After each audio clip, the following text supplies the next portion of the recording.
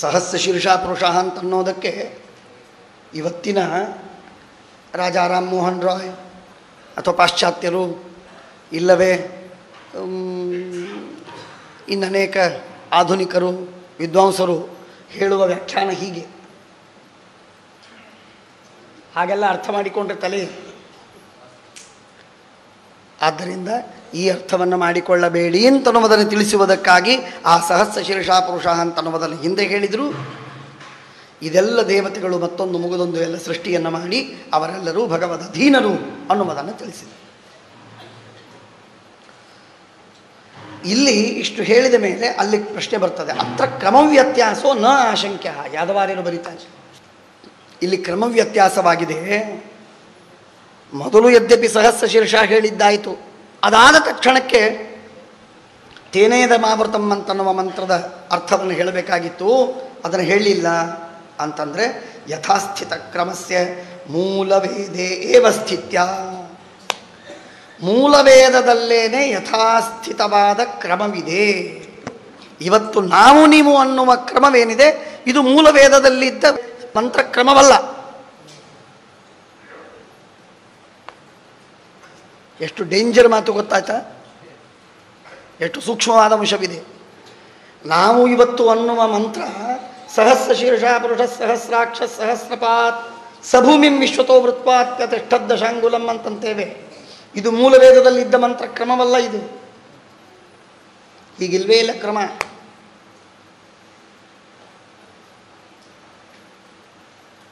ಆ ಮೂಲವೇದದ ಕ್ರಮವೇ ಬೇರೆ.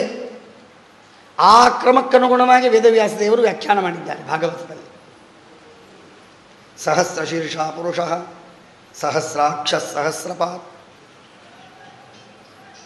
ಸಹಸ್ರಾಕ್ಷ ಸಹಸ್ರಪಾತ್ ನಾಭ್ಯ ಆಸೀದಂತರಿಕ್ಷಂ ಶೀರ್ಷ್ಣೋದ್ಯೌ ಸಮವರ್ತತ ಪದ್ಭ್ಯಾಂ ಭೂಮಿರ್ದಿಶ ಶ್ರೋತ್ರಾತ್ ತಥಾ ಲೋಕಾಂ ಅಕಲ್ಪಯನ್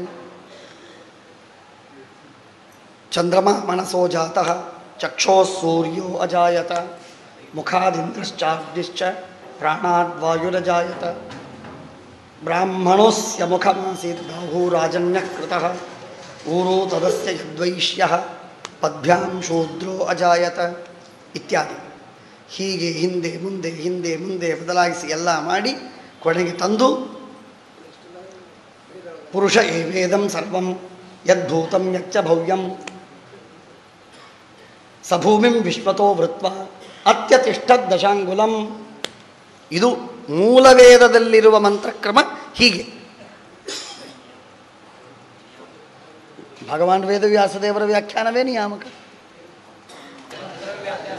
ಯಥಾಸ್ಥಿತ ಕ್ರಮಸ್ಯ ಮೂಲವೇದೇ ಏವ ಸ್ಥಿತ್ಯ ಉಪವೇದಾದೋ ತದಭಾವ ಯಥಾಹೋ ಅನ್ಯಥಾ ತ್ವಂಚ ತತ್ರ ಸ್ಯಾತ್ ಆವಾಪೋದ್ವಾಪತಸ್ತ್ವಚಾಂ ಇತಿ. ಅಂದರೆ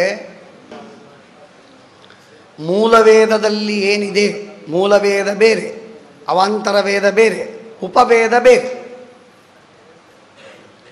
ಆ ಮೂಲವೇದದಲ್ಲಿ ಬೇರೆಯೇ ಮಂತ್ರ. ಅವುಗಳಲ್ಲಿ ಮಂತ್ರದಲ್ಲಿ ವ್ಯತ್ಯಾಸವನ್ನು ಮಾಡಿ ಪೂರ್ವಾರ್ಧ ಉತ್ತರಾರ್ಧದಲ್ಲೂ ವ್ಯತ್ಯಾಸವನ್ನು ಮಾಡಿದ್ದಾರೆ. ಪೂರ್ವಾರ್ಧ ಉತ್ತರಾರ್ಧದಲ್ಲೂ ವ್ಯತ್ಯಾಸ ಮಾಡಿದ್ದಾರೆ ಅಂತನ್ನುವುದಾಗಿ ಶ್ರೀಮದಾಚಾರ್ಯರೇ ಐತರೆಯ ಭಾಷ್ಯದಲ್ಲಿ ತೋರಿಸಿಕೊಡ್ತಾರೆ. ವಿದ್ಯಾ ಹವೈ ಬ್ರಾಹ್ಮಣಮಾ ಜಗಾಮ ಅಲ್ಲಿ ತೋರಿಸಿಕೊಡ್ತಾರೆ. ಹಾಗಾಗಿ ಪುರುಷ ಸೂಕ್ತದಲ್ಲಿದ್ದ ಉತಾಮೃತತ್ವಶೇಷಾನಃ ಯದನ್ನೇನಾತಿರೋಹತಿ ಎಂಬ ಮಂತ್ರದ ವ್ಯಾಖ್ಯಾನವನ್ನು ಮಾಡ್ತಾರೆ. ಸೋಮೃತಸ್ಯಾಭಯಶೇಷಃ ಮರ್ತ್ಯಮನ್ನಂ ಯದತ್ಯಗಾತ್.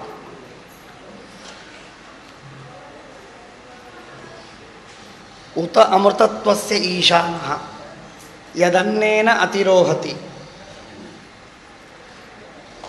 ಅನ್ನೇನ ಅತಿರೋಹತಿ ಅಂದರೆ ಅನ್ನಂ ಅತಿರೋಹತಿ.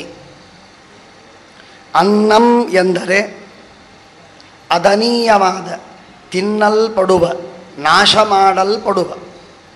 ಅನ್ನ ಎನ್ನುವ ಶಬ್ದಕ್ಕೆ ಅರ್ಥ ಏನು ಅಂದರೆ ಅನ್ನ ಅಂದರೆ ತಿನ್ನಲ್ಪಡುವಂಥದ್ದು. ದೇವರು ತಿಂದು ಯಾವುದನ್ನು ನಾಶ ಮಾಡ್ತಾನೋ ಅಂತಹ ದೇವರು ತಿಂದು ನಾಶ ಮಾಡುವುದು ಯಾವುದು ಅಂತ ಕೇಳಿದರೆ ಮಹದಾದಿ ತತ್ವಗಳನ್ನೆಲ್ಲವನ್ನೂ ಭಗವಂತ ತಿಂದು ನಾಶ ಮಾಡ್ತಾನೆ. ಆದ್ದರಿಂದಾಗಿ ಅದು ಅನ್ನ. ಇನ್ನೊಂದು ಅನ್ನ ಎಂದರೆ ಭೋಗ್ಯವಾದದ್ದು. ಪರಮಾತ್ಮ ಭೋಗಿಸುವಂತಹ ಯಾವ ಪದಾರ್ಥವೋ ಅದು ಕೂಡ ಅನ್ನ. ಅನ್ನ ಎಂಬ ಶಬ್ದಕ್ಕೆ ಎರಡು ಅರ್ಥಗಳು ಬಂತು. ಒಂದು, ಪರಮಾತ್ಮ ತಿಂದು ನಾಶ ಮಾಡುವ ವಸ್ತು.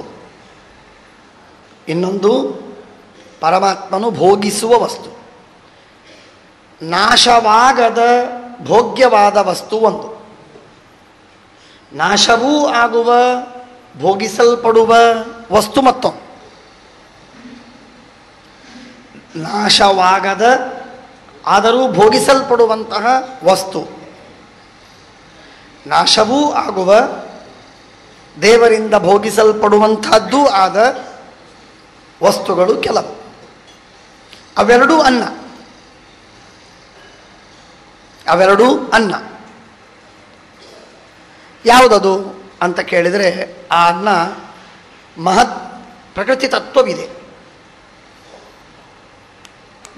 ಪ್ರಕೃತಿ ತತ್ವವಿದೆ. ಆ ಪ್ರಕೃತಿ ತತ್ವ ಪರಮಾತ್ಮನಿಂದ ಭೋಗ್ಯ, ಆದರೆ ನಾಶವಾಗುವುದಿಲ್ಲ.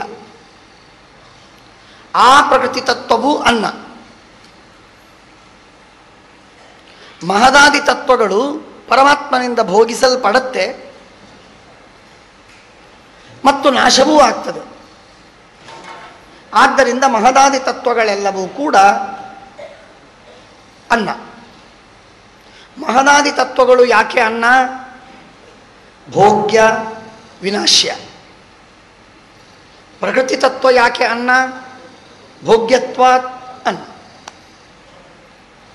ಅನ್ನ ಎಂಬ ಶಬ್ದದಿಂದ ಶ್ರೀಮದಾಚಾರ್ಯರು ಎರಡರ್ಥವನ್ನು ತೆಗೆದು ಅದನ್ನು ತೆಗೆದದ್ದನ್ನು ಯಾದವಾರ್ಯರು ತಿಳಿಸಿ ಟೀಕಾಕೃತ್ಪಾದರ ಸುಧಾಗ್ರಂಥಕ್ಕೆ ಅನುಗುಣವಾಗಿ ವ್ಯಾಖ್ಯಾನವನ್ನು ಮಾಡಿದ್ದಾರೆ.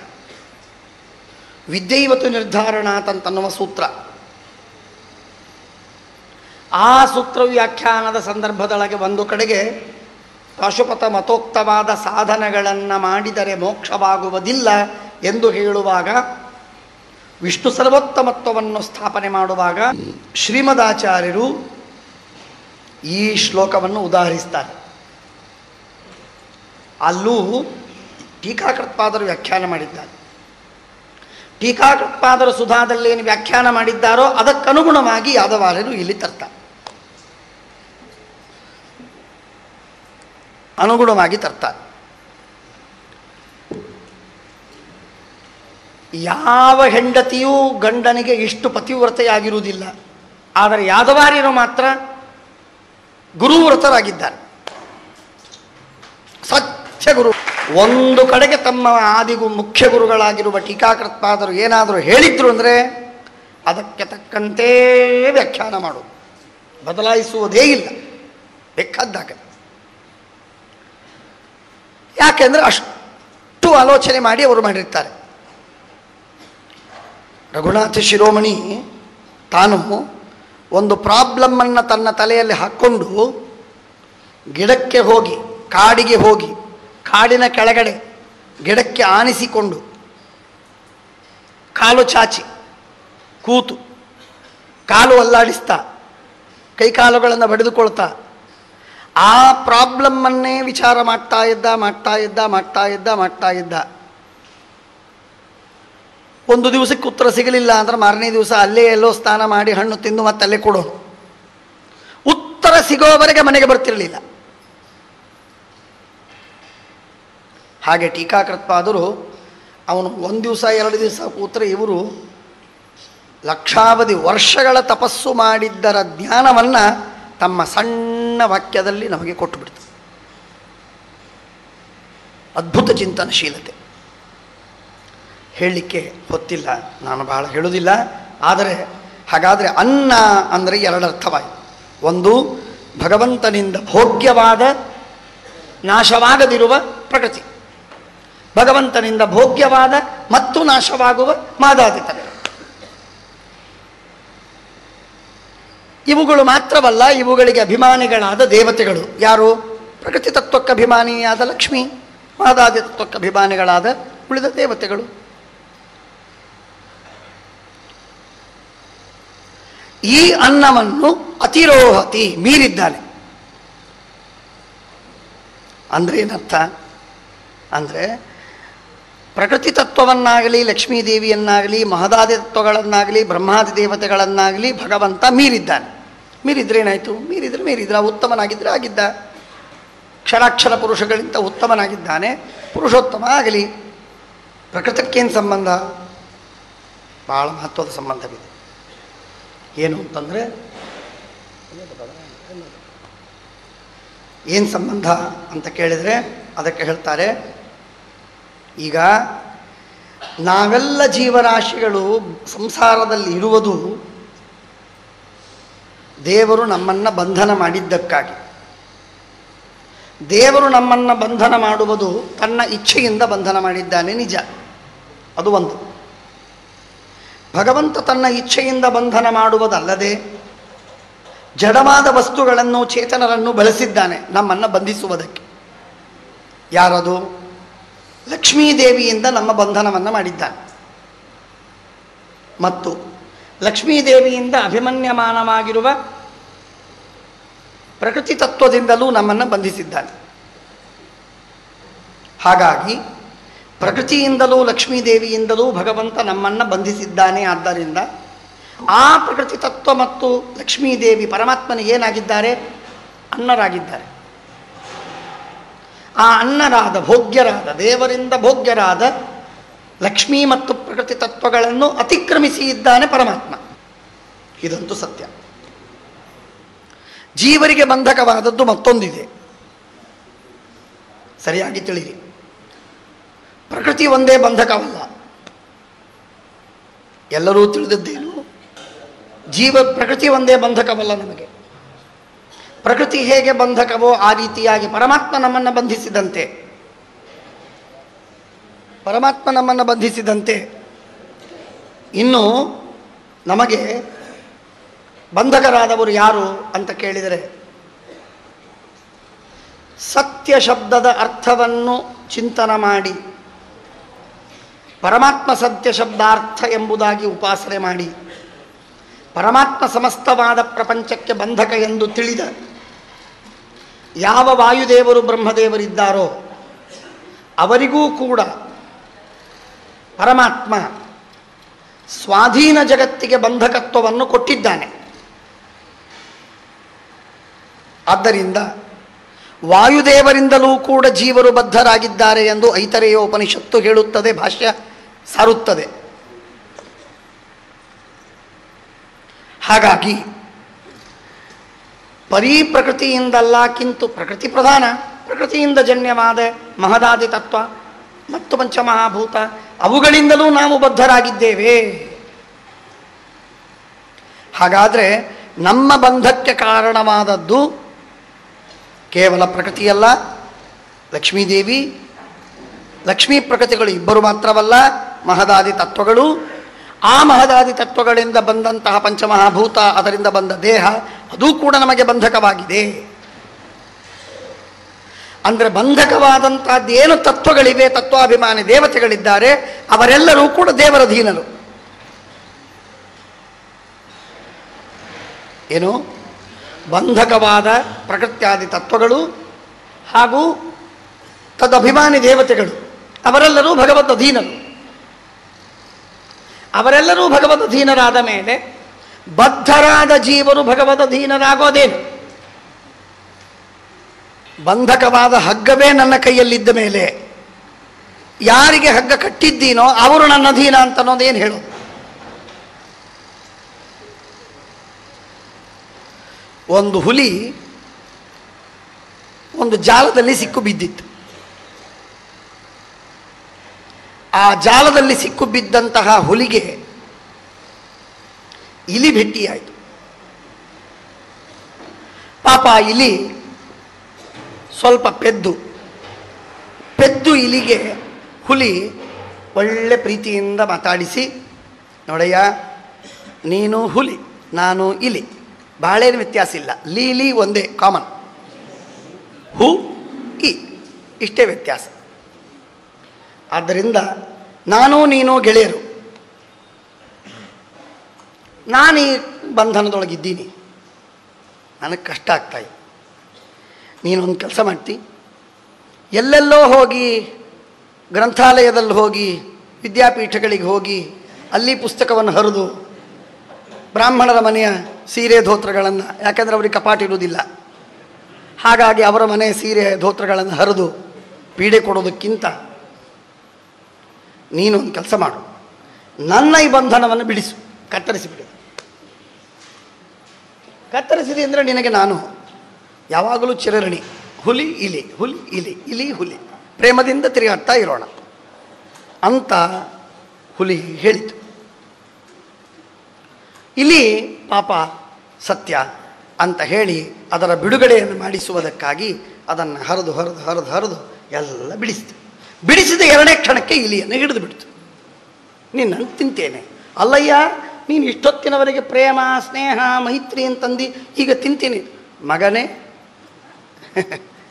ನಿನ್ನನ್ನು ಬಿಡೋದಕ್ಕಾಗಿ ನನ್ನನ್ನು ಹರಿ ಅಂತ ಹೇಳಿದೆ. ನಾನು ಸರ್ವತಾ ಇಲ್ಲಿ ನೀನು ತಿಂತೀನಿ. ಬಿಡುಗಡೆ ಯಾರು ಹೊಂದುತ್ತಾರೋ ಅವರು ಬಿಡುಗಡೆ ಮಾಡಿದವರಿಗೆ ಅಪಾಯಕಾರಿಗಳಾದರೆ ಬಿಡುಗಡೆ ಮಾಡುವವನು ಬಿಡುಗಡೆ ಮಾಡುವುದೇ ಇಲ್ಲ.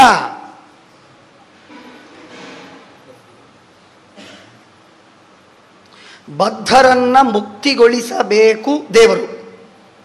ಆ ಬದ್ಧರಾದವರು ಮುಕ್ತಿಯಾದ ತಕ್ಷಣಕ್ಕೆ ದೇವರಿಗೆ ಸಮಾನರಾಗುವುದಾದರೆ ದೇವರು ಯಾಕೆ ಬಿಡಿಸ್ತಾನೆ ಅವ್ರನ್ನ? ಬದ್ಧರಾಗಿದ್ದಾರೆ ಸಂಸಾರದಲ್ಲಿ ಜೀವರು. ಆ ಸಂಸಾರ ಬದ್ಧರಾದ ಜೀವರನ್ನು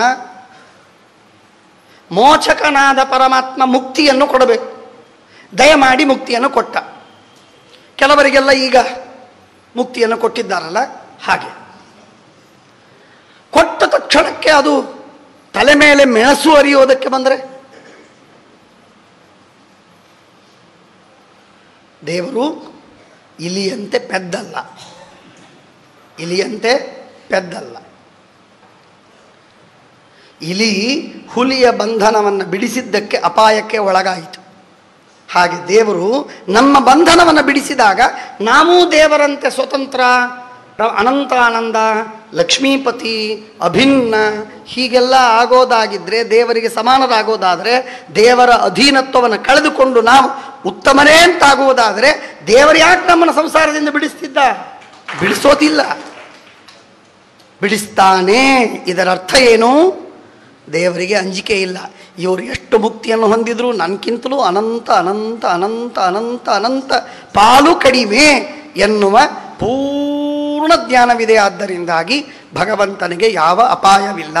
ಅಪಾಯವಿಲ್ಲದೆ ಇದ್ದದ್ದರಿಂದ ಬಿಡಿಸ್ತಾನೆ ಪರಮಾತ್ಮ. ಅದಕ್ಕಾಗಿ ಅಮೃತತ್ವಸ್ಯ ಊತ ಈಶಾನ, ಮುಕ್ತರಾದವರಿಗೂ ಅವನು ಸ್ವಾಮಿ. ಮುಕ್ತರಾದ ಮೇಲೆ ಯಾವ ಜೀವನೂ ದೇವರಿಗೆ ಸಮಾನನಾಗುವುದಿಲ್ಲ. ಮುಕ್ತನಾದ ಮೇಲೆ ದೇವರಿಗೆ ಸಮಾನನಾಗುವುದಾಗಿದ್ದರೆ ದೇವರು ಆ ಜೀವನನ್ನು ಮುಕ್ತನನ್ನಾಗೆ ಮಾಡುತ್ತಿರಲಿಲ್ಲ. ಮಾಡ್ತಾನೆ. ಇದರರ್ಥ ಯಾವ ಜೀವರು ಮುಕ್ತರಾದ ಮೇಲೂ ದೇವರಿಗೆ ಸಮಾನರಾಗುವುದಿಲ್ಲ ಅನ್ನುವ ಯುಕ್ತಿ ಈ ಒಂದು ಸಣ್ಣ ಮಾತಿನಲ್ಲಿ ತುಂಬಿದೆ. ಈ ಯುಕ್ತಿ ಯದನ್ನೇನಾತಿರೋಹತಿ, ಇಷ್ಟೇ ಶಬ್ದ, ಮೂರು ಶಬ್ದ. ಯತ ಅನ್ನೇನ ಅತಿರೋಹತಿ. ಯತ ಅದು ಸುಮ್ಮನೆ ಹೇತು. ಅನ್ನಂ ಅತಿರೋಹತಿ. ಅನ್ನ ಎಂದರೇನು? ಬಂಧಕವಾದ ವಸ್ತುಗಳು ಮತ್ತು ಲಕ್ಷ್ಮ್ಯಾದಿ ದೇವತೆಗಳು. ಆ ಬಂಧಕವೇ ದೇವರಧೀನ ಎಂದ ಮೇಲೆ ಬದ್ಧರಾದ ನಾವಂತೂ ಅವಶ್ಯವಾಗಿ ಭಗವದಧೀನರು. ಬದ್ಧರು ಬಂಧಕರು ಎರಡೂ ಭಗವದಧೀನವೆಂದ ಮೇಲೆ ಮೋಚಕನಾದ ಪರಮಾತ್ಮನಿಗೆ ಆ ಬದ್ಧರಿಂದ ಏನೂ ಅಂಜಿಕೆ ಇಲ್ಲ ಅಂತಾದರೆ ಮಾತ್ರ ಮುಕ್ತಿ ಕೊಡಬೇಕು. ಇಲ್ಲದೆ ಇದ್ದರೆ ಮುಕ್ತಿ ಕೊಡೋದಿಲ್ಲ. ಹೋಗಿ ಕೂತ್ಕೋನಿ ಹಾಗೆ ಅಂತ ಹೇಳಿದರೆ ಏನು ಹೇಳೋರಿದ್ದೀವಿ ನಾವು? ಸ್ವಾತಂತ್ರ್ಯ ಉಂಟೇನು ನಮಗೆ? ಇಲ್ಲ. ಅದನ್ನು ತಿಳಿಸುವುದಕ್ಕಾಗಿ ಯದನ್ನೇನಾತಿರೋಹತಿ ಎಂಬ ಶಬ್ದವನ್ನು ಹೇಳ್ತಾರೆ. ಇದು ವೇದ, ಇದು ಯಾರ ಹರಟೆ ಅಲ್ಲ, ಇದು ನಮ್ಮ ನಿಮ್ಮ ಮಾತುಗಳಲ್ಲ. ಎಷ್ಟು ಅದ್ಭುತವಾದ ಮಾತಿದೆ ನೋಡಿ. ಈ ಅರ್ಥ ಈ ಪುರುಷ ಸೂಕ್ತವೋ ಅಥವಾ ಈ ಭಾಗವತವೋ ಬಿಟ್ಟು ಇನ್ನೆಲ್ಲಿದೆ? ಎಲ್ಲಿದೆ ಇದು? ಅಲ್ಲೇ ಈ ಪುರುಷ ಸೂಕ್ತದಲ್ಲೇ, ಗೀತೆಯಲ್ಲಿಲ್ಲ, ಇನ್ನೆಲ್ಲಿಲ್ಲ, ಇದು ಎಲ್ಲಿಲ್ಲ. ಇನ್ನು ಉಳಿದಕ್ಕೆ ವಾಂಗ್ಮಯದಲ್ಲಿ ಇರೋ ಪ್ರಶ್ನೆಯೇ ಇಲ್ಲ, ಎಲ್ಲಿಲ್ಲ. ಹಾಗಾಗಿ ಪುರುಷ ಸೂಕ್ತದಿಂದಲೇ ಅಭಿಷೇಕ ಮಾಡಬೇಕು. ಪುರುಷ ಸೂಕ್ತದ ಕನ್ನಡಾನುವಾದ ಮಂತ್ರದಿಂದ ಅನ್ನಬಾರ್ದು, ಅಭಿಷೇಕ ಮಾಡಬಾರ್ದು. ಎಷ್ಟು ಸುಂದರ! ಸೋಮೃತಸ್ಯಾಭಯಶೇಷ ಮರ್ತ್ಯಮನ್ನಂ ಯದತ್ಯಗ ಯದನ್ನೇನಾತಿರೋಹತಿ ಹೇಳಿದ ಯುಕ್ತಿ ತಲೆಗೆ ಬಂತ. ಅದಕ್ಕೆ ಯಾದವಾರ್ಯರು ಬರೀತಾರೆ, ಯದ್ಬಂಧಕಂ ಅವ್ಯಕ್ತಾದಿ ತತ್ವಂ ಯಚ್ಚತೇನ ಬದ್ಧ್ಯಂ ಬ್ರಹ್ಮಾದಿ ಚೇತನ ಜಾತಂ ತದುಭಯಾಧಿಪತ್ಯಂ ತತ್ಯತ್ಪೂರ್ವೋಕ್ತಂ ತದೇವ ಯದ್ಯಸ್ಮಾದನ್ನಮತಿರೋಹತಿ ಯದಿ ಮುಕ್ತಾಃ ಸ್ವಾಧೀನಾಃ ನ ಸ್ಯುಃ ತರ್ಹಿ ಬಂಧಕ ಬದ್ಧ್ಯ ಈಶಃ ಪ್ರೇಕ್ಷಾವಾನ್ ತಾನ್ ಬಂಧಾತ ನ ಮೋಚಯೇ. ಬಂಧದಿಂದ ಅವರನ್ನು ಬಿಡಿಸಬಾರದಾಗಿತ್ತು, ಬಿಡಿಸ್ತಾನೆ, ಮುಕ್ತಿ ಕೊಡ್ತಾನೆ. ಅದರರ್ಥ ಮುಕ್ತರಾದ ಮೇಲೆ ಜೀವರಾಶಿಗಳು ಪರಮಾತ್ಮನಿಗೆ ಸಮಾನರಾಗ್ತಾರೆ ಎನ್ನುವ ಮಾತು ತಪ್ಪು, ಸರ್ವಥಾ ಸಮಾನರಾಗುವುದಿಲ್ಲ ಎಂದು ಹೇಳಿದಂತಾಯಿತು. ಈ ಪರಮಾತ್ಮನ ಮಹಿಮೆ ಏತಾವಾನಸ್ಯ ಮಹಿಮಾ, ಇಷ್ಟೇ ಮಹಿಮೆನ ಪರಮಾತ್ಮನದು? ಅಥೋ ಜಾಯಾಂಶ ಪುರುಷ, ಇದಕ್ಕಿಂತಲೂ ಅನಂತವಾದ ಮಹಿಮೆ ಇದೆ ಪರಮಾತ್ಮನ. ಪಾದೋಸ್ಯ ವಿಶ್ವಾಭೂತಾನಿ ತ್ರಿಪಾದಸ್ಯಾಮೃತಂ ದಿವಿ. ಪಾದೋಸ್ಯ ವಿಶ್ವಾಭೂತಾನಿ, ಎಲ್ಲ ಜೀವರಾಶಿಗಳು ಕೂಡ ಪರಮಾತ್ಮನ ಒಂದು ಅಂಶದಂತೆ ಇದ್ದಾರೆ, ಅಂಶಕ್ಕೆ ಸಮಾನರಾಗಿದ್ದಾರೆ.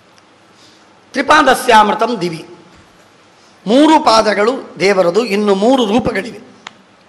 ಆ 3 ರೂಪಗಳು ಪರಮಾತ್ಮನದು ದಿವಿ, ಸ್ವರ್ಗಲೋಕದಲ್ಲಿದೆ.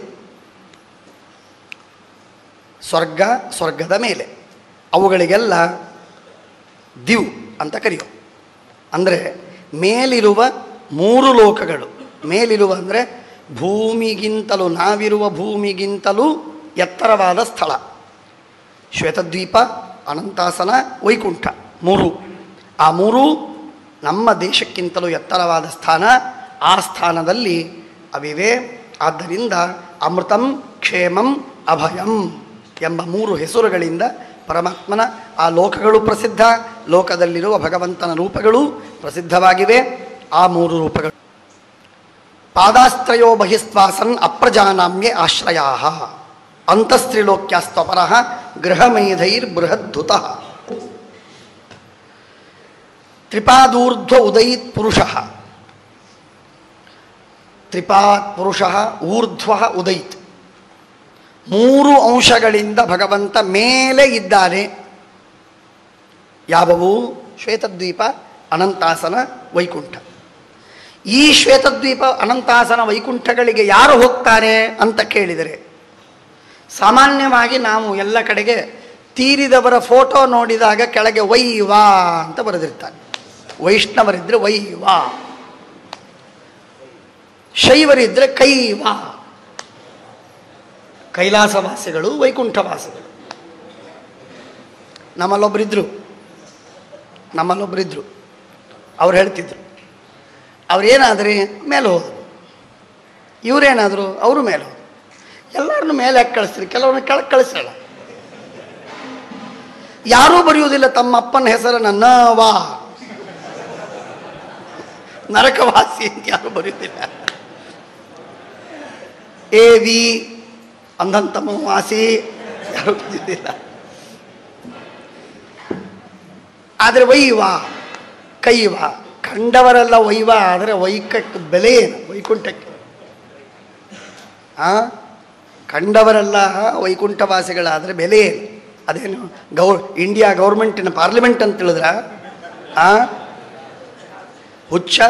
ವೈಕುಂಠಕ್ಕೆ ಹೋಗ್ಬೇಕಾದ್ರೆ ಏನು ಯೋಗ್ಯತೆ ಬೇಕು? ನಿನಗೇನು ಗೊತ್ತಿದೆ? ವೈಕುಂಠಕ್ಕೆ ಹೋಗಬೇಕಾದ್ರೆ ಮಕ್ಕಳಿರಬಾರದು. ಮಕ್ಕಳಿಲ್ಲದೆ ಇದ್ರೆ ಮಾತ್ರ ಹೋಗ್ತಾರೆ. ಮಕ್ಕಳಿದ್ದವರಿಗೆ ವೈಕುಂಠ ಇಲ್ಲ. ತಿಳಿತಿಲ್ಲ? ಭಾಗವತ ಹೇಳ್ತದೆ, ಪಾದಾಸ್ತ್ರಯೋ ಬಹಿಸ್ವಾಸನ್. 3 ಭಗವಂತನ ರೂಪಗಳು 3 ಲೋಕಗಳ ಹೊರಗಿವೆ. ಆ ಹೊರಗಿರುವ ಲೋಕಗಳೇನಿವೆಯೋ ಆ ಲೋಕದಲ್ಲಿ ಕೇವಲ ಮಕ್ಕಳಿಲ್ಲದೆ ಇದ್ದವರಿಗೆ ಸ್ಥಾನ. ಅಲ್ಲಿ ಕತ್ತೆರಿಕೆ ಮೊದಲೇ ಗೊತ್ತಿದ್ರೆ ಮಕ್ಕಳನ್ನು ಹಿಡಿತಿರಲಿಲ್ಲ ನಾವು. ಮೊದಲೇ ಗೊತ್ತಿದ್ರೆ ಸಂತಾನವನ್ನೇ ಬಿಡಿತಿರಲಿಲ್ಲ. ಎಲ್ಲ ಅನುಕೂಲತೆಗಳಿತ್ತು ಅಂತ. ಅಪ್ರಜಾನಾಮ್ಯಾಶ್ರಯ, ಮಕ್ಕಳಿಲ್ಲದೆ ಇದ್ದವರಿಗೆ ಸ್ಥಾನ ವೈಕುಂಠದಲ್ಲಿದೆ ಅಂತಂದ್ರೆ ನಮ್ಮ ಗತಿ ಏನ್ರಿ? ಅದಕ್ಕೆ ಹೇಳ್ತಾರೆ ಹಾಗಲ್ಲ, ಮಕ್ಕಳಿದ್ದವರಿಗೆ ಸ್ಥಾನ ಇಲ್ಲ, ಮಕ್ಕಳಿಲ್ಲದೇ ಇದ್ದವರಿಗೆ ಸ್ಥಾನ ಅಂತಂದರೆ. ಈಗ ದೇವತೆಗಳಲ್ಲಿ ಒಂದು ವ್ಯವಸ್ಥೆ. ಏನು ವ್ಯವಸ್ಥೆ ಅಂದರೆ, ರುದ್ರದೇವರ ಮಗ ಯಾರು? ಇಂದ್ರ, ಕಾಮ. ಇಂದಿರಾ ಗಾಂಧಿಯವರ ಮಗ ರಾಜೀವ್ ಗಾಂಧಿ. ಇಂದಿರಾ ಗಾಂಧಿ ಹೋದ ತಕ್ಷಣ ಆ ಪದವನ್ನು ರಾಜೀವ್ ಗಾಂಧಿ ಕೊಡಲೇಬೇಕು. ಏನೋ ತಡವಾಗಿದೆ ಆ ಪಾಪ. ಅವ್ರು ಯಾರವರು? ಅಲ್ಲಲ್ಲ, ರಾಜೀವ್ ಗಾಂಧಿ ಮಗ ಯಾರವನು? ರಾಹುಲ್. ಅವನೇನೋ ದುರ್ದೈವ, ಅವನಿಗಿನ್ನೂ ಸಿಕ್ಕಿಲ್ಲ. ನೀವೆಲ್ಲ ಕೊಡಬೇಕು ಅವನಿಗೆ, ನಿಜವಾಗಿ ತಪ್ಪದು. ಮಗನಿಗೆ ತಂದೆ ಸ್ಥಾನ ಸಿಗಲೇಬೇಕು. ಇದು ರಾಜಪರಂಪರೆಯಲ್ಲಿ, ಡೈನಾಸ್ಟಿಯಲ್ಲಿ ಬಂದಿರುವ ವ್ಯವಸ್ಥೆ ಇದು. ದಶರಥ ರಾಜ ಹೋದ, ರಾಮದೇವರು ಬಂದರು. ರಾಮ ಹೋದ, ಲವ ಬಂದ. ಲವ ಹೋದ, ಅವನ ಮಗ ಬಂದ. ಹೀಗೆ ಅವರವರು ಮಕ್ಕಳು ರಾಜ್ಯರಾಗಬೇಕು. ತಂದೆಯ ಆಸ್ತಿಯನ್ನು ಮಕ್ಕಳು ಪಡಿತಾರೆ ರಾಜ್ಯದಲ್ಲಿ. ಈ ವ್ಯವಸ್ಥೆ ದೇವತೆಗಳಲ್ಲಿಲ್ಲ. ಬ್ರಹ್ಮದೇವರ ಮಕ್ಕಳು ಯಾರು? ರುದ್ರದೇವರು, ಶೇಷದೇವರು. ಆ ಬ್ರಹ್ಮದೇವರ ಸ್ಥಾನ ಯಾವುದು? ಸತ್ಯಲೋಕಾಧಿಪತ್ಯ, ಮಹತ್ತತ್ವಕ್ಕೆ ಅಭಿಮಾನಿತ್ವ. ಆ ಸತ್ಯಲೋಕಾಧಿಪತ್ಯ ಅಂತನ್ನುವ ಪಾರಮೇಷ್ಠ್ಯ ಪದವೇನಿದೆ ರುದ್ರದೇವರಿಗೆ ಕೊಟ್ಟು ಹೋಗ್ತಾರೆ ಅಂತ ಸಾಯುವಾಗ. ಮಕ್ಕಳಿದ್ದರೂ ಆ ಮಕ್ಕಳಿಗೆ ತಮ್ಮ ಸ್ಥಾನವನ್ನು, ಆಧಿಪತ್ಯವನ್ನು ಕೊಡುವುದಿಲ್ಲವಾದ್ದರಿಂದಾಗಿ ಅವರು ಮಕ್ಕಳಿದ್ದರೂ ಇಲ್ಲದವರಂತೆ. ಇಂಥವರು ಯಾರೋ ಅವರು ಅಪ್ರಜರು. ಈ ನಿಯಮ ಯಾರಿಗೆ ಅಂದರೆ ಕೇವಲ ದೇವತೆಗಳಲ್ಲಿ ನಿಯಮ ಇದೆ. ಯಾವ ದೇವತೆಗಳು ಕೂಡ. ಇಷ್ಟೇ ಅಲ್ಲ, ದೇವತೆಗಳಲ್ಲಿ ತುಂಬ ಸುಂದರವಾದ ವ್ಯವಸ್ಥೆ. ಈ ನಮ್ಮ ಗೌರ್ಮೆಂಟಲ್ಲಿ ಹೇಗಿದೆಯಲ್ಲ ಹಾಗೆ ವ್ಯವಸ್ಥೆ ಇದೆ. ಬಹಳ ಸುಂದರವಾದ ವ್ಯವಸ್ಥೆ ಇದೆ. ನಮ್ಮ ಗೌರ್ಮೆಂಟಲ್ಲಿ ಏನು ಅಂದರೆ, ಒಂದು ಕುರ್ಚಿ, ಆ ಡೈರೆಕ್ಟರ್ ಅವನು ಬರಬೇಕು, ಕೂತ್ಕೋಬೇಕು, ಅವನು ಕೆಲಸ ಮಾಡಬೇಕು. ಅವನು ರಜೆಗೆ ಹೋಗಿದ್ದಾನೆ, 8 ದಿವಸ ಹೋಗಿರ್ತಾನೆ, ಈಗೇನೋ 3 ತಿಂಗಳು ಹೋಗಿದ್ದಾನೆ, ಇನ್ನೂ ಸ್ವಲ್ಪ ದಿವಸ ಬೆಳೆಸ್ಬೋದು ಅವನು. ಹಾಗಾದರೆ ನಮ್ಮ ಕೆಲಸ ಹೇಗಾಗಬೇಕು? ಅವನು ಬಂದಮೇಲೆ ಆಗತ್ತೆ ಹೋಗ್ರಿ ಅಂತ ಗೌರ್ಮೆಂಟುಗಳಲ್ಲಿ ಉತ್ತರ ಕೊಡ್ತಾರಲ್ಲ. ಅಂದ್ರೇನರ್ಥ? ಆ ವ್ಯಕ್ತಿ ಆ ಚೇರಿನಲ್ಲಿ ಕೂತು ಮಾಡಬೇಕಾದ ಕೆಲಸವನ್ನು ಇನ್ನೊಬ್ಬರು ಮಾಡುವುದಿಲ್ಲ, ಜವಾಬ್ದಾರಿ ತಗೊಳ್ಳುವುದಿಲ್ಲ. ಹಾಗೆ ದೇವತೆಗಳ ಒಬ್ಬ ಜವಾಬ್ದಾರಿಯನ್ನು ಇನ್ನೊಬ್ಬ ದೇವತೆಗೆ ಎಂದೆಂದಿಗೂ ಮುಟ್ಟುವುದಿಲ್ಲ. ಯಾವ ದೇವತೆಗಳು ಮುಟ್ಟುವುದಿಲ್ಲ. ತದ್ದೇವಾನಂ ವ್ರತಂ ಪರಂ, ಮಹಾವ್ರತ ಅದು. ಪರಮಾತ್ಮನ ಆಜ್ಞೆ ಆಗಿದೆ, mind your business, don't metal with others duty. ಇನ್ನೊಬ್ಬರ ಕೆಲಸ ಮಾಡಲಿಕ್ಕೆ ಹೋಗಬೇಡ, ಕಾರ್ಬಾರ ಮಾಡಬೇಡ, ನಿನ್ನ ಕೆಲಸ ನೀನು ಮಾಡು. ಹಾಗಾಗಿ ಇಂದ್ರ ಪದವಿ ಒಂದು ಸಲ ಖಾಲಿ ಆಯಿತು. ಬ್ರಹ್ಮಹತ್ಯ ಮಾಡಿದ ದೋಷದಿಂದಾಗಿ ಪಶ್ಚಾತ್ತಾಪಗೊಂಡ ಇಂದ್ರ ಗಡಿಬಿಡಿಸಿಕೊಂಡು ಇದೇ ಹರಿದ್ವಾರ ಅಲ್ಲಿ ಮಾನಸಪುರದಲ್ಲಿ ಹೋಗಿ ಅಲ್ಲಿ ಒಂದು ಕಮಲದ ದೇಟಿನಲ್ಲಿ ಕೂತ್ಕೊಂಡು ನರಸಿಂಹ ಮಂತ್ರವನ್ನು ಜಪ ಮಾಡ್ತಾ ಕೂತಿದ್ದ. ಆಗ ಆ ಇಂದ್ರ ಪದವಿ ಖಾಲಿಯಾಗಿತ್ತು. ಆ ಇಂದ್ರ ಪದವಿ ಖಾಲಿ ಆದಾಗ ಯಾರಿರಬೇಕಲ್ಲಿ? ದೇವರು ವರುಣನಿಗೆ ಹೇಳಲಿಲ್ಲ, ಅಗ್ನಿಗೆ ಹೇಳಲಿಲ್ಲ, ಸೂರ್ಯನಿಗೆ, ಚಂದ್ರನಿಗೆ, ಯಮನಿಗೆ ಹೇಳಲಿಲ್ಲ, ದೇವತೆಗಳಿಗೆ. ಆ್ಯಕ್ಟಿಂಗ್ ಇದ್ದ ಆಗಿರೋ ಸ್ವಲ್ಪ ದಿವಸ ಹೇಳಿಲ್ಲ. ಹಾಗಾದರೆ ನಹುಷನನ್ನು ಕರ್ಕೊಂಡು ಬಂದು ಕೂಡಿಸಿದರು. ನಹುಷನನ್ನು ಕರೆದುಕೊಂಡು ಬಂದರು. ನಾಣ್ಯಸ್ಯ ಪದಮಾಪ್ಸ್ಯಂತಿ ತದ್ದೇವಾನಾಂ ವ್ರತಂ ಪರಂ. ಆಚಾರ್ಯರು ಈ 1,000 ಕೋಟಿ ದೇವತೆಗಳ ನಿಯಮವನ್ನು ಅರ್ಧ ಶ್ಲೋಕದ ಅರ್ಧದಲ್ಲಿ ಮುಗಿಸ್ತಾರೆ. ಅನ್ಯಸ್ಯ ಪದಂ ನ ಆಪ್ಸಂತಿ, ಮುಗಿದು ಹೋಯ್ತು. ಆ ನಾಣ್ಯಸ್ಯ ಪದಮಾಪ್ಸ್ಯಂತಿ ಅಂತ ಒಂದು ಬಾಯಿಯಲ್ಲಿ ಹಾಕಿಕೊಂಡು ಬಿಟ್ಟರೆ ರುಚಿಯೋ ರುಚಿ. ಆ ರುಚಿಯನ್ನು ನಿಮ್ಮ ಇಡೀ ಜೀವನ ಮೆಲಕ್ಕೆ ಹಾಕ್ತಿರ್ಬೋದು, ಅಷ್ಟು ಸುಂದರ. ಹಾಗಾಗಿ ಇಂದ್ರನ ಸ್ಥಾನವನ್ನು ಇನ್ಯಾರೂ ಹೊಂದಲಿಲ್ಲ. ಇಷ್ಟು ನಿಯಮ ಅಂದ ಮೇಲೆ ಇಂದ್ರನ ಮಗನಿಗೆ ಇಂದ್ರನ ಸ್ಥಾನ ಸಿಗುವುದಂತೂ ದೂರ. ಇಂದ್ರನ ಮಗ ಏನು? ಜಯಂತ. ಅವನು ಎಂದು ಇಂದ್ರನಾಗಿದ್ದಾನೆ ಎಂದು ಆಗುವುದಿಲ್ಲ. ಆಗೋರು ಆಗ್ತಾರೆ, ಬಿಡೋರು ಬಿಡುತ್ತಾರೆ, ಆಗ್ತಾರೆ ಆಗೋದಿಲ್ಲ. ಮಕ್ಕಳು ಎಂಬ ಮಾತ್ರಕ್ಕೆ ಆಗಬೇಕು ನಿಯಮ ಇಲ್ಲ.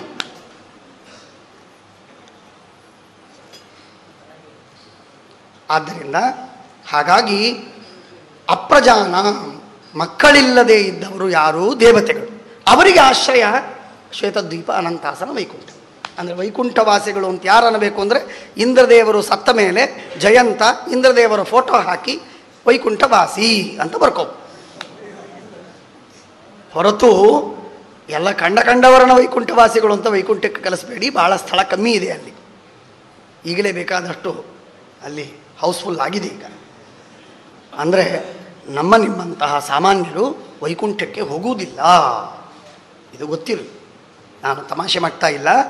ಇದು ದೇವತೆಗಳ ಮಾತ್ರ, ಸಾಯುಜ್ಯ ಮೋಕ್ಷಾದಿಗಳನ್ನು ಹೊಂದುವ ವಿಶಿಷ್ಟ ಅಧಿಕಾರಿಗಳಿಗೆ ಮಾತ್ರ ವೈಕುಂಠ, ಶ್ವೇತದ್ವೀಪ, ಅನಂತಾಸನ ಪ್ರಾಪ್ಯವಾಗಿದೆ. ಅಲ್ಲಿ ಇರುವುದಕ್ಕೆ ಅರ್ಹತೆ ಅವರಿಗಿರ್ತದೆ. ಕಂಡವರಿಗೆಲ್ಲವೂ ಕೂಡ ಅಲ್ಲಿ ಇರುವ